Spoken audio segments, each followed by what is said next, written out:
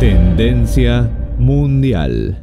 Bienvenidos, amigos suscriptores de Tendencia Mundial. Yo soy Wilson Valencia, trayéndote como siempre las últimas noticias más impactantes de El Salvador. Así que vamos con la noticia. Gobierno renueva equipo táctico operativo a unidades especiales de la PNC para reforzar el trabajo dentro del régimen de excepción. Unidades tácticas operativas de la Policía Nacional Civil recibieron equipo moderno para fortalecer el trabajo en el combate de las pandillas. El cual consiste en 1000 pistolas, 1000 fusiles, 3000 chalecos, un microbús para la policía científica. Equipo que de inmediato fue utilizado para mejorar las capacidades de los oficiales. La fase 3 del Plan Control Territorial busca modernizar y dotar de tecnología a las instituciones de seguridad. Con esta entrega se fortalece el trabajo científico y la unidad de vuelos aéreos no tripulados. Microbuses, tanto para la policía científica como para nuestra unidad de vuelos aéreos no tripulados, Pantos. También estamos modelando el primer patrulla inteligente que nos permite, con tecnología LTE, poder visualizar remotamente las cámaras de ese patrulla. La inversión en seguridad pública ha sido una prioridad del gobierno del presidente Nayib Bukele. Lo que ustedes están viendo acá es el reflejo de ese compromiso que tenemos como un verdadero Estado de Derecho que invierte en que nuestras fuerzas del orden tengan el mejor equipo, las mejores armas. No invierte o no promueve que los ciudadanos se armen. La mejora en equipamiento ha dignificado la labor policial. Otro de los resultados es la disminución en la incidencia de delitos, como parte del Plan Control Territorial y el régimen de excepción. En estos 3 años se han entregado fusiles, pistolas de grueso calibre, cascos balísticos, chalecos antibalas, cinturones, portacargadores, cargadores, visores nocturnos, además de otros implementos como uniformes y botas. Todo ello para que cada elemento resguarde su integridad física. También se han entregado 2 flotas de vehículos de última generación.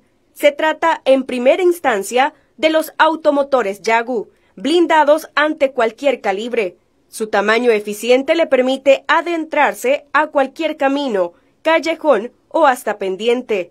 Una segunda adquisición para el combate de la criminalidad son los vehículos Sandcat, que se unieron al Plan Control Territorial.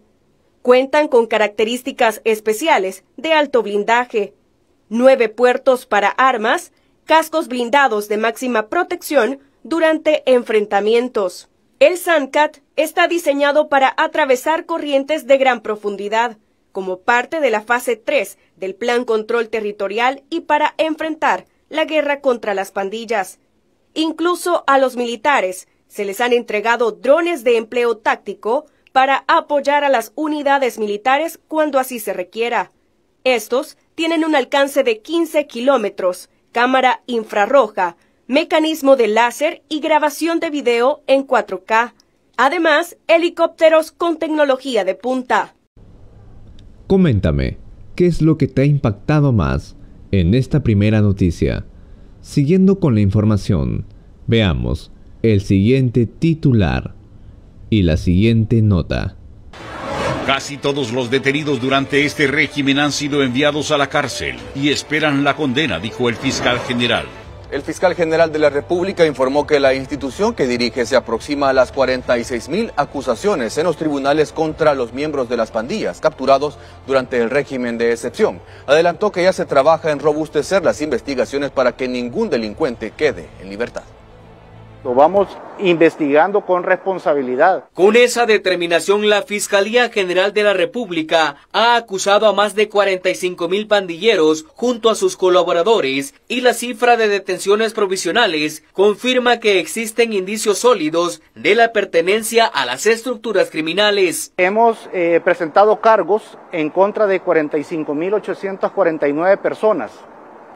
De esas han quedado en detención 44.978. El resto todavía está esperando las audiencias que están programando los jueces. Asegura que paralelamente a las acusaciones, también se trabaja en el robustecimiento de las investigaciones finales para lograr sentencias condenatorias contra los terroristas pandilleros. Así como vamos a presentar las acusaciones en contra de los criminales que han traído zozobra a los salvadoreños, de igual forma las pruebas, las evidencias que nosotros logremos recolectar van a ser expuestas de manera objetiva ante los jueces. Las prórrogas al régimen de excepción y las reformas a la legislación penal considera que han sido herramientas que han permitido presentar ante la justicia a miles de criminales y a la vez cambiar la situación de inseguridad en las comunidades. Y esto ha llevado seguridad a las familias salvadoreñas, porque la población se siente libre, claro, siente el acompañamiento de la policía, de su Fuerza Armada. Reitera que la Fiscalía General de la República, en la ardua tarea de defender los intereses del Estado, destinará todos los recursos para garantizar que ningún pandillero salga de las cárceles y así contribuir a que el país sea uno de los más seguros. La construcción del centro de confinamiento del terrorismo sigue en marcha, un lugar donde serán enviados más de 40.000 pandilleros. Con esto también se garantiza que los sujetos que por décadas afectaron a la población honrada no vuelvan a delinquir en las calles. Sepa que va a ir al centro contra el terrorismo, centro de confinamiento contra el terrorismo, y de ahí no va a volver a salir. El mensaje es contundente y esta será la prisión más grande del país, que contendrá 37 torres de vigilancia para garantizar que ningún pandillero escape de la justicia debido a su alto estándar de seguridad. Y en regímenes de seguridad y máxima seguridad. Ellos no pueden estar en otro régimen que no sea el más severo, porque vamos a llegar a tener hasta el último pandillero, esté escondido en lo rural, en montañas, esté escondido, sea en casas, en urbanización, donde esté, en cualquier lugar de punta a punta del territorio salvadoreño, nosotros lo vamos a tener hasta el último dentro de las cárceles. Son miles de pandilleros los que se encuentran en los distintos centros penales, donde ahora las autoridades de seguridad tienen el control, tras décadas en las que gobiernos anteriores les concedieron sus deseos. Es que ellos tenían armas, municiones, corvos adentro de los centros penitenciarios, tenían todo tipo de objetos de comunicación del interior y hacia el exterior. ¿Y por qué lo menciono así? Porque definitivamente ya lo vimos nosotros, pero no podemos nosotros hacernos de un ojo pacho ante una situación también que sucedía en los centros penitenciarios. Todos los privilegios se acabaron. Además, con los planes de seguridad, se garantiza el final de las pandillas que por años le robaron la tranquilidad a la población. Terroristas que ahora ya habitan tras las rejas. Gracias por estar aún con nosotros. Agradecemos tu permanencia. Recuerda que puedes emitir tu opinión en los comentarios. Continuando con la información, veamos el siguiente titular y la siguiente nota. El Salvador se posiciona como uno de los mejores países de la región en hacerle frente a la inflación mundial y la recuperación económica. La inflación mundial no cede. Al contrario, más países y sus ciudadanos sufren el impacto de la crisis, de los altos precios de los combustibles y de los alimentos. Sin embargo, debido a las medidas económicas implementadas por el gobierno, los salvadoreños aún desconocen lo que significaría pagar más de $6 por cada galón de gasolina, por ejemplo.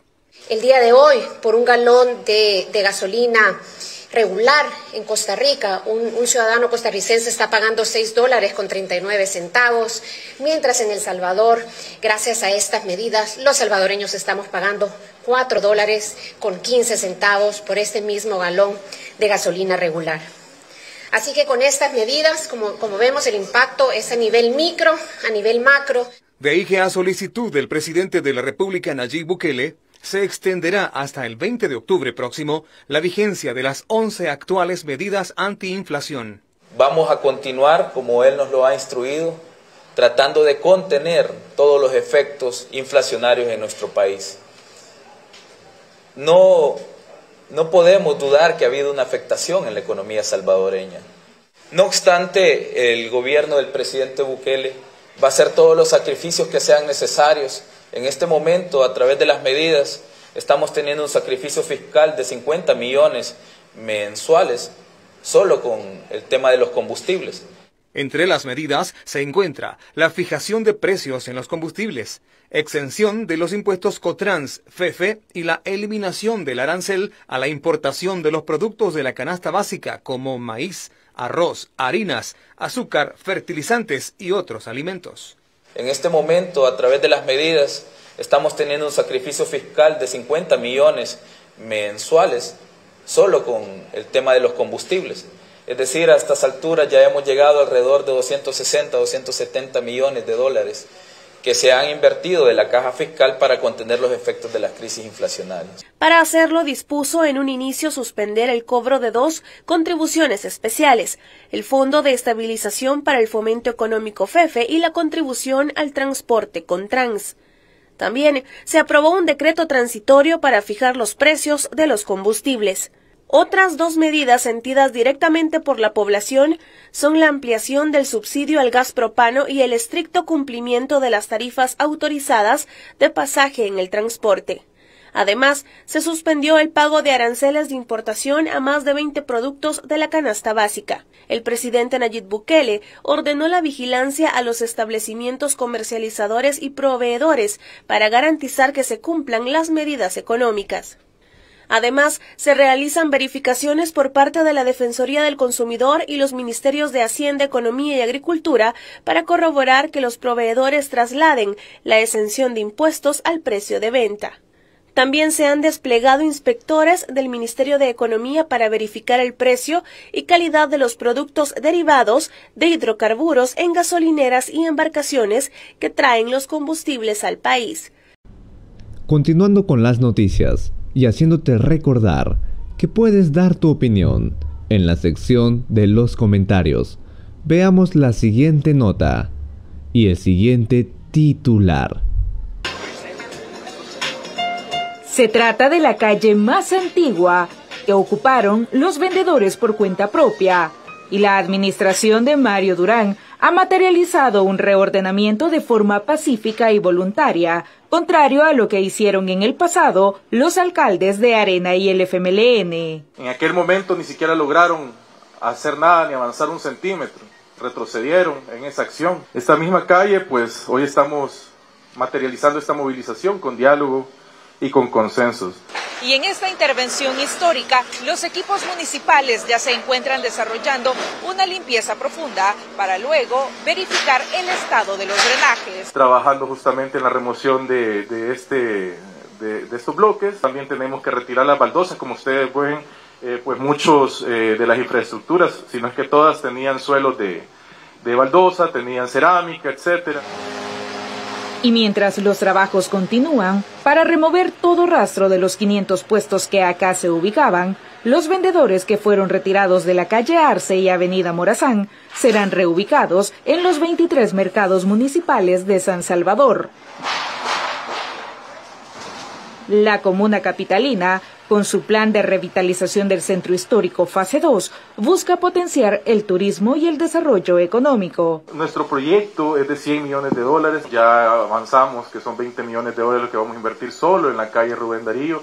Por supuesto que todas estas calles y las próximas que vendrán tendrán fuertes inversiones también, y sin duda todo lo que gira alrededor de la revitalización de los espacios, las plazas. En la zona también se desarrollará un registro de edificios ubicados en el sector para conocer y divulgar su valor cultural. En los próximos días, la municipalidad intervendrá otras cuadras del corazón de la capital como parte del proyecto de recuperación del centro histórico. El mejor centro de Centroamérica y lo empezamos a cambiar el día de hoy.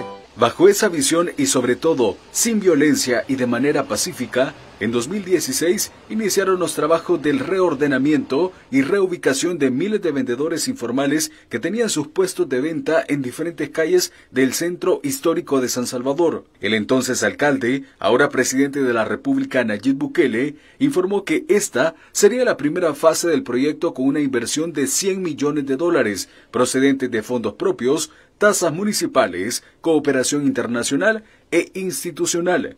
Con este monto se remodeló parte de los edificios emblemáticos, tanto públicos y privados, también en cableado eléctrico subterráneo, entre otros rubros. Es el centro de la capital de El Salvador, es decir, este no es el centro de San Salvador, este es el centro de El Salvador. Acá atrás tenemos el Teatro Nacional, no el Teatro Municipal. Allá tenemos el Palacio Nacional, no el Palacio Municipal.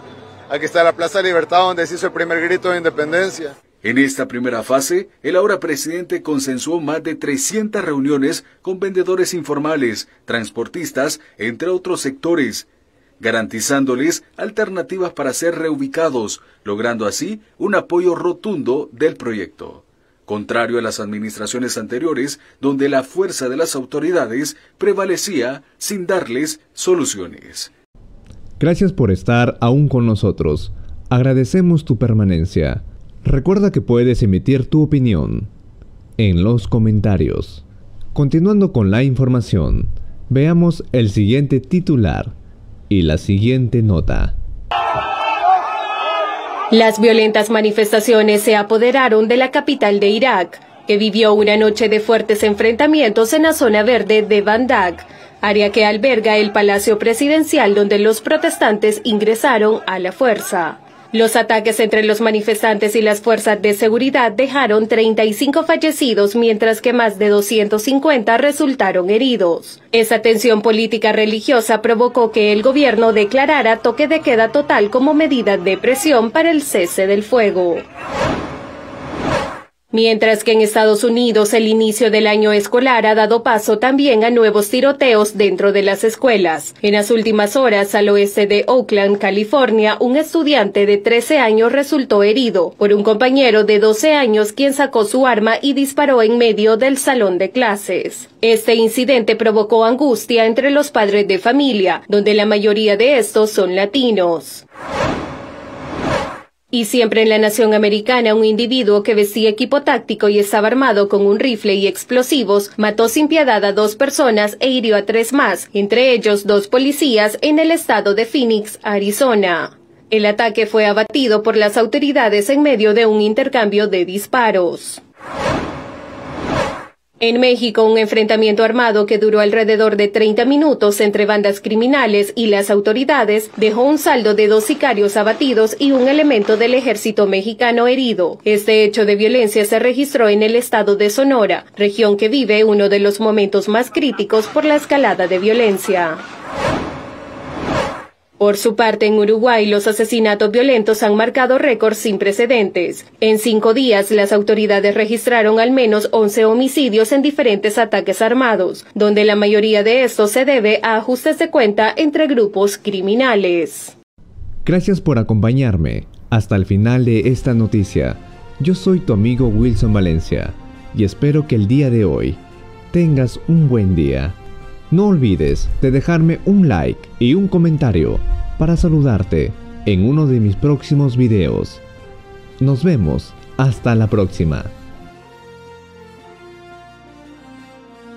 Te invito a que te suscribas a este canal y que puedas ver uno de mis videos recomendados y uno de mis videos más recientes con tan solo presionando un clic. Nos vemos y que Dios te bendiga.